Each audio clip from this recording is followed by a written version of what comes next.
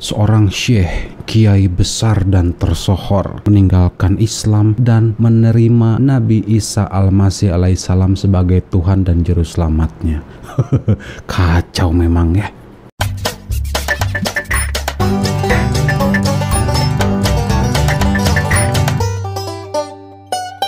Tampol nggak nih? Tampol, bos. Bismillahirrahmanirrahim. Assalamualaikum warahmatullahi wabarakatuh. Alhamdulillahirabbil alamin. Segala puji dan syukur kita panjatkan kehadirat Allah Subhanahu wa taala yang telah memberikan kita nikmat iman dan Islam yang begitu luar biasa.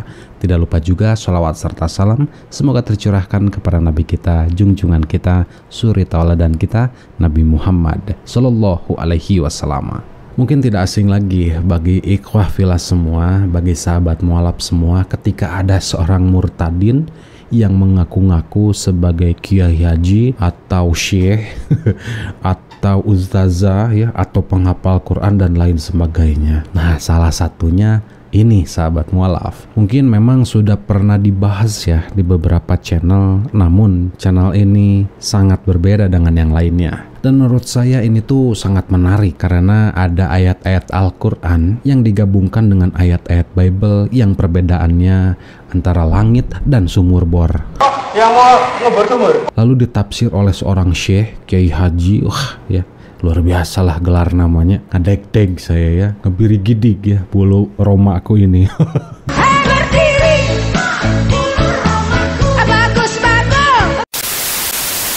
Insyaallah kita akan belajar bersama dari seorang murtadin ini mengenai Nabi Isa Al-Masih alaihissalam atau katanya Yesus Kristus. Tapi sebelum lanjut, biasa ya, bagi sahabat mualaf yang baru bergabung, jangan lupa untuk sikat tombol subscribe-nya sekarang juga.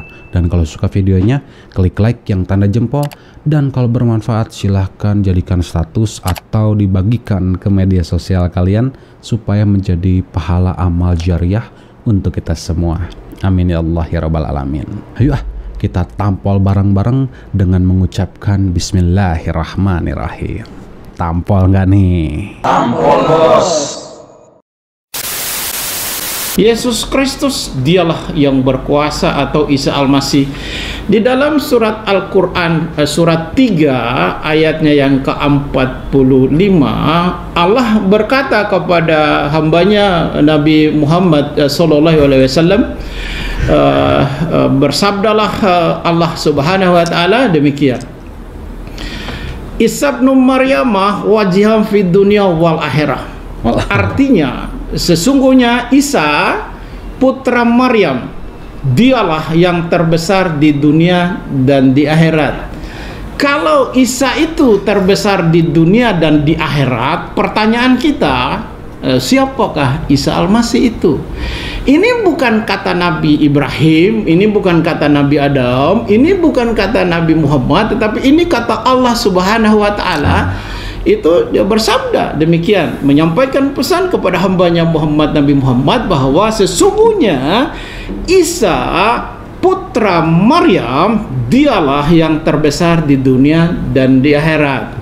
Itu yang pertama. Catat suratnya, surat 3 Ali Imran ayat yang ke-45. Ini selalu ya jadi ayat andalan para murtadin ya. Tampol nggak nih? Tampol, bos. Angger gitu ya. Tetap ini lagi sebagai ayat juara mereka. Kalau sahabat mualaf mengikuti program 3M ini dari awal, mulai dari siapa tuh yang sudah tenang di rumah bapak katanya ya. Oh, Jainuddin Jainuddin Salat kalau nggak salah ya. Mulai dari itu sampai detik ini nih, sampai saya bahas Kiai Haji ini, selalu ayat andalannya itu Al-Quran surah Ali Imran ayat ke-45 ya. Jadi ya inilah andalan mereka. Kalau nggak Isa terkenal di dunia dan akhirat, terkemuka di dunia dan akhirat, kenapa bukan Nabi Muhammad? Nice. Ya ayyuhal murtadun, ya ayyuhal kafirun, ya ayyuhal munafikun. cuma 5 kali Nabi Muhammad Shallallahu Alaihi Wasallam disebutkan di dalam Al-Quran. Kalian sudah bilang itu jiplakan dari Bible. Itu cuma salinan dari ayat Bible. Itu nyontek dari Taurat. Itu nyontek dari Injil. Itu ngarang lah, itu kodeks-kodeks ya disalin di dalam Al-Quran. Baru 5 kali aja kayak gitu, bos. Gimana kalau semua isi di dalam Al-Quran ini menceritakan kisah lahirnya Nabi Muhammad Sallallahu Alaihi Wasallam sampai dengan wafatnya Nabi Muhammad Sallallahu Alaihi Wasallam? Mau dijadikan juga Nabi Muhammad sebagai Tuhan dan Allah? Wahai kafirun, murtadun, dan munafikun yang hanya mengatakan atau murtad gara-gara ada kalimat Isa Al-Masih putra Maryam ini terbesar, terkenal, tersohor, dan terkemuka di dunia dan akhirat. Lalu dia murtad. Mamam tajahannam ya. Amit-amit, nauzubillahi min zalik. Ya, kita lanjutin lagi penjelasannya Kiai Haji Syekh Burhanuddin salah ngaranna eta. Nah, di antara 25 nabi dan rasul ini tidak ada satupun nabi dan rasul yang mengetahui hari kiamat. Enggak ada, kecuali Isa Al-Masih. Dan di dalam surat 43 Al-Zukhruf ayat yang ke-61, lagi-lagi Allah Subhanahu wa taala berkata kepada hambanya Nabi Muhammad, berkata bahwa sesungguhnya Isa mengetahui hari kiamat. Isa itu benar-benar tahu atau mengetahui hari kiamat. Pertanyaan kita, saudara, siap, kalau Isa itu tahu hari kiamat, Isa itu siapa? Siapa ya? Kasih tahu nggak ya? Kalau Isa itu benar-benar mengetahui hari kiamat, mestinya dia bukan nabi. Oke. Kenapa tidak dikatakan manusia yang pertama Nabi Adam yang mengetahui hari kiamat? Kenapa tidak dikatakan Nabi Ibrahim yang mengetahui hari kiamat? Kenapa tidak dikatakan Nabi Musa yang mengetahui hari kiamat? Kenapa tidak dikatakan Nabi Ilyas yang juga naik ke hidup-hidup itu? Tidak dikatakan bahwa dialah yang mengetahui hari kiamat? Atau kenapa tidak dikatakan kepada Nabi besar Muhammad yang mengetahui hari kiamat? Kenapa hanya satu orang Nabi yang tahu hari kiamat adalah Isa Al-Masih? Andai ngeri. Dan Isa Al-Masih hanya satu yang mengetahui, mestinya hanya satu yang mengetahui hari kiamat adalah Tuhan.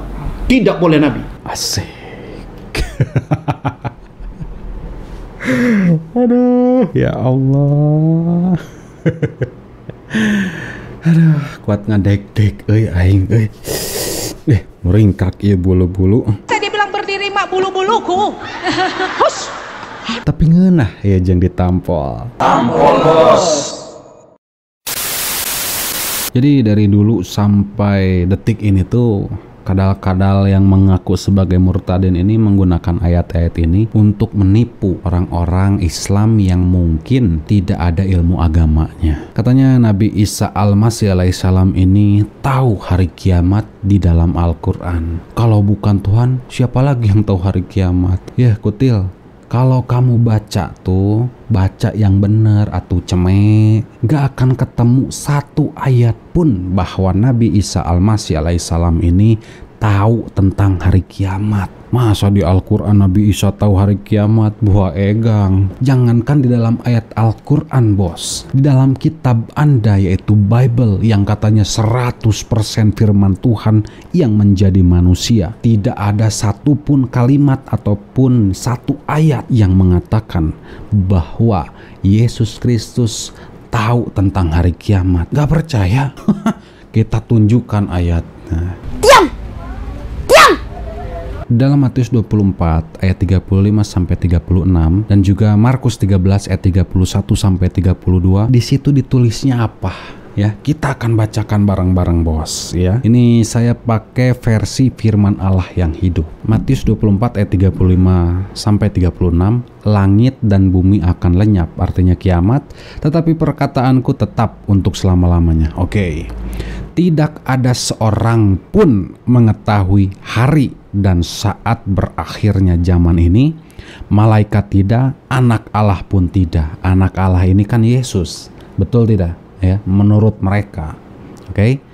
Hanya Bapa yang mengetahuinya. Camkan itu baik-baik.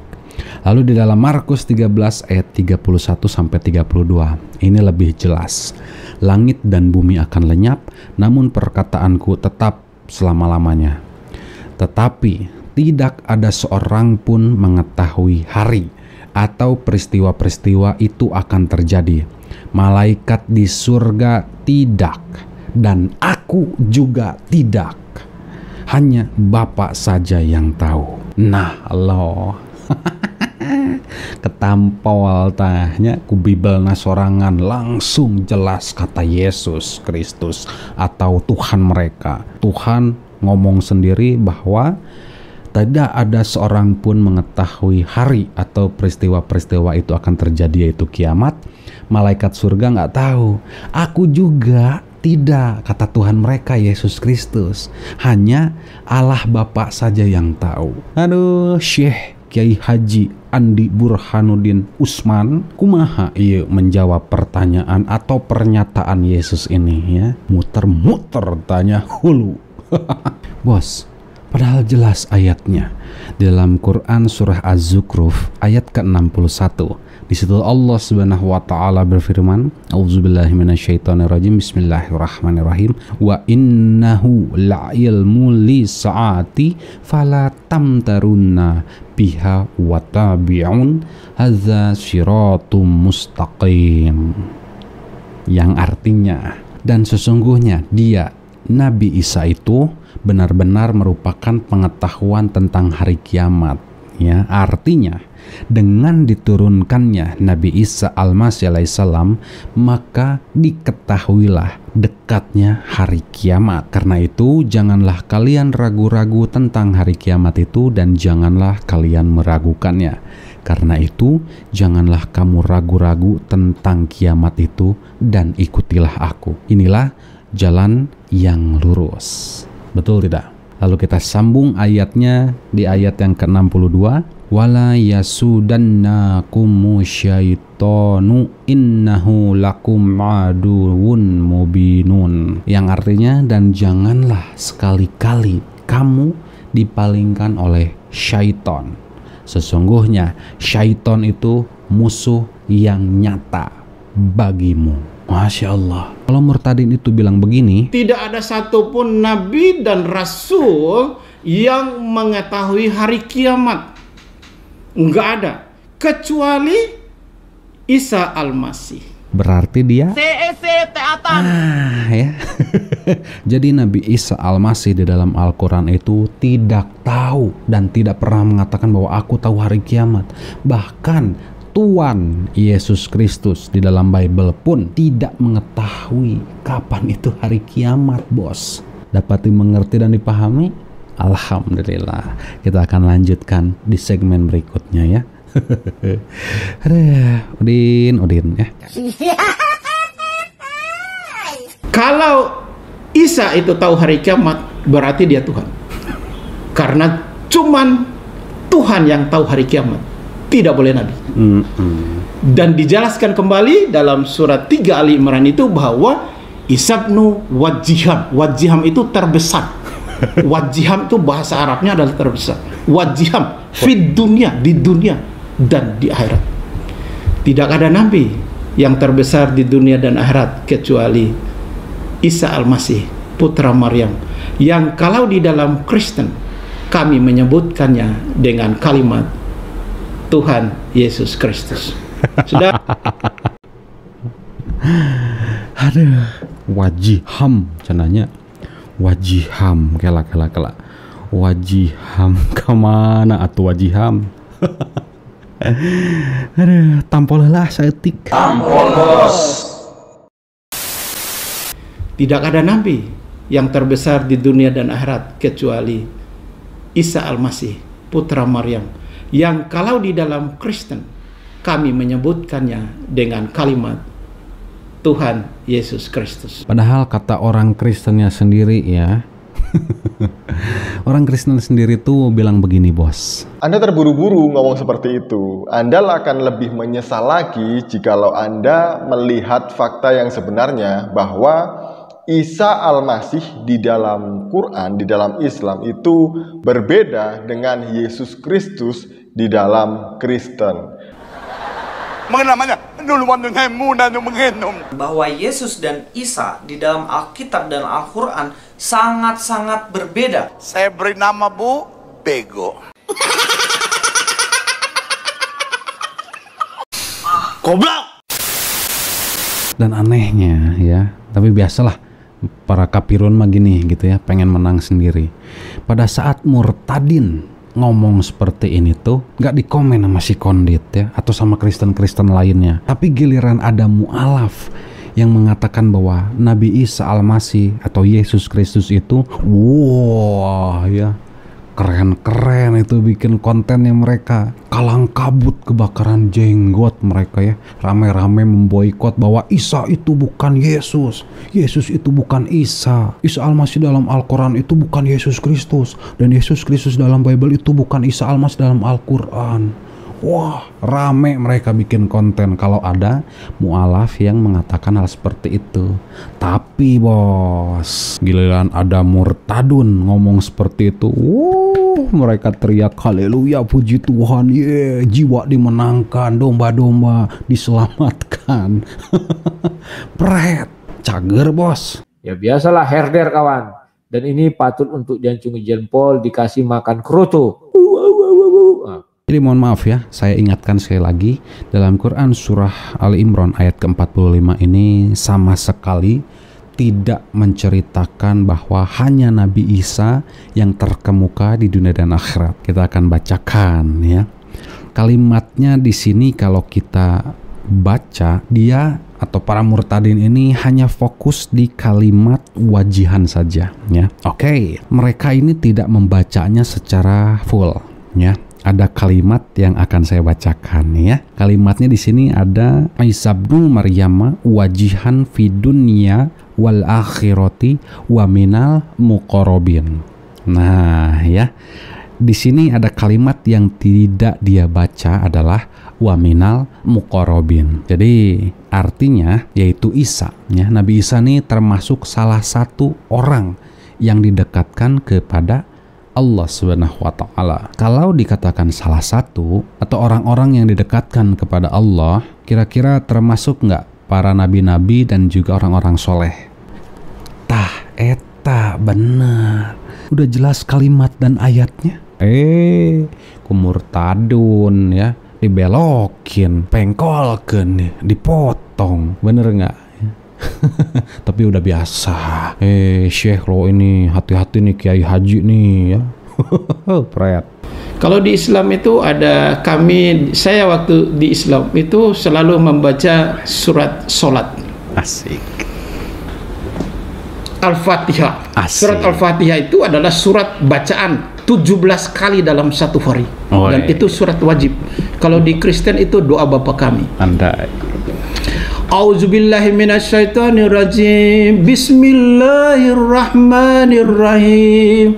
Alhamdulillahi rabbil alamin. Arrahmanirrahim. Maliki yaumiddin. Iyyaka na'budu wa iyyaka nasta'in. Ihdinas siratal mustaqim. Ihdinas siratal mustaqim, tunjukilah kami jalan yang lurus. Siratal ladzina an'amta 'alaihim ghairil maghdubi 'alaihim waladdallin. Yesus jawab, tunjukkan kami jalan yang lurus. Yesus berkata, akulah jalan dan kebenaran dan hidup. Andai ngeunaheun ieu jeung ditampolna euy. Tampol bos. Jadi setiap murtadin ngabaceo ya, atau murtadin ngacoblak ngomongin tentang ayat ini tuh pasti disambungin dengan Yohanes 14 ayat 6. Oke, jadi saya akan jabarkan deh ayat Yohanes 14 ayat 6 kalau mereka memang menyambungkan Quran surah Al-Fatihah ayat ke-6 disambung dengan Yohanes 14 ayat 6. Kata Yesus, akulah jalan. Betul, Isa atau Yesus adalah jalan. Jalan kemana? Jalan menuju surga. Bagi siapa? Bagi kaumnya pada saat itu, yaitu Bani Israel, tapi Bani Israel menolaknya mentah-mentah. Betul tidak? Lalu kalimatnya dan kebenaran. Jadi akulah jalan dan kebenaran. Kebenaran. Betul, Yesus Kristus atau Isa Al-Masih adalah kebenaran. Dalam hal apa? Dalam hal bagaimana cara menyembah Allah atau Allah atau Tuhannya Yesus Kristus, Tuhan yang Maha Esa, pencipta langit dan bumi serta isinya, dengan cara menjadikan Yesus sebagai utusan atau nabi yang diutus oleh Allah. Karena setiap apa yang Allah perintahkan kepada Yesus atau Isa Al-Masih ini pasti Yesus kerjakan dan hidup katanya. Jadi akulah jalan dan kebenaran dan hidup. Hidup seperti apa? Nih ya, ngajeblak di pinggir saya. Inilah hidup yang kekal itu, mengenal Engkau, satu-satunya Allah, satu-satunya Allah, satu-satunya Allah yang benar, dan mengenal Yesus Kristus, Yesus Kristus yang telah Engkau utus. Artinya Allah mengutus Yesus. Masya Allah. Dan kalimat selanjutnya, ya, kalimat selanjutnya, tidak ada seorang pun yang datang kepada Bapa kalau tidak melalui aku. Ntar ya, di segmen terakhir. Sekarang kita lanjutin dulu bacaan penghatam Al-Quran ini ya. Kayak Haji Syekh, wow, ngeri-ngeri sedep nih. Asik. Ada 3 surat yang saya bisa membacakannya buat saudara, dan saya khatam itu surat-surat, dan saya khatam Al-Quran memang. Orang sana itu kalau mau sunat itu dia harus khatam Al-Quran. Itu dari juz pertama sampai dengan surat yang terakhir An-Nas itu dia harus khatam sudah. Dan surat yang terakhir saya membaca A'udzubillahi minasyaitonirrajim. Bismillahirrahmanirrahim. Qul a'udzu birabbin nas, malikin nas, ilahin nas, min syarril waswasil hannas, allazi waswisu fi sudurin nas minal jinnati wan nas. Nah, ada lagi surat Al-Ikhlas. A'udzubillahi minasyaitonirrajim. Bismillahirrahmanirrahim. Qul huwallahu ahad, Allahus samad, lam yalid wa lam yulad wa lam yakul lahu kufuwan ahad. Asik. Amin. Tuhan Yesus Kristus memberkati kita. Amit amit. Kita lo aja kali, gua enggak. Ya Allah, dun. Emang adun lah ya. Kirain bacaannya teh Ar-Rahman gitu ya, atau An-Naba kayak, atau Quran surah Maryam full gitu ya. Anas, Ikhlas, Al-Fatihah. Eta gak bisa murtadun ya, ngaku khatam Al-Quran lah, anak pesantren lah, kiai haji lah, syekh lah, dan segala macam. Loh, bacaan kayak gini mah kalah sama anak saya, bos. Rata kanan ya. Jadi ya gitulah ya, kaum kafirun, terus kaum munafikun, dan kaum murtadun ini harap dimaklum ya, harap dimaklum. Oh ya, tadi kan dia tuh mencocok-cocokkan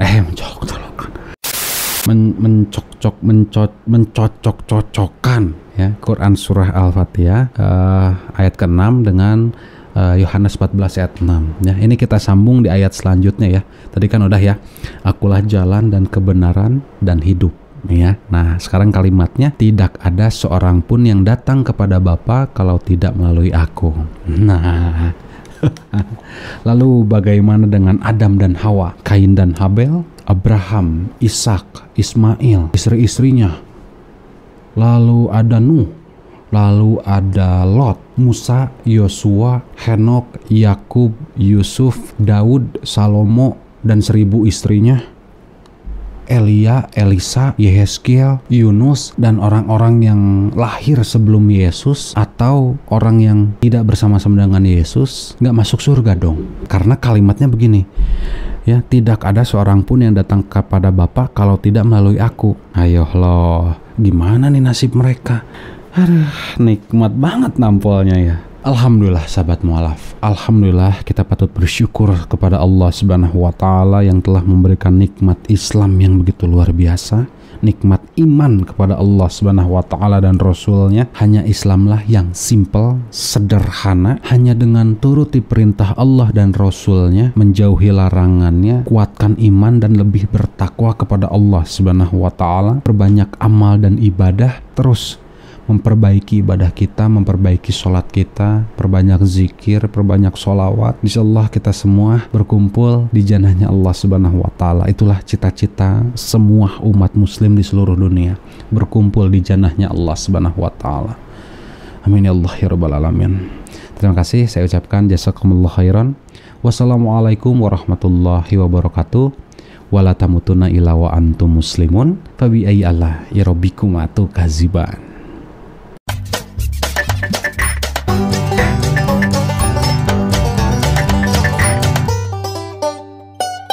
Tampol nggak nih? Tampol bos.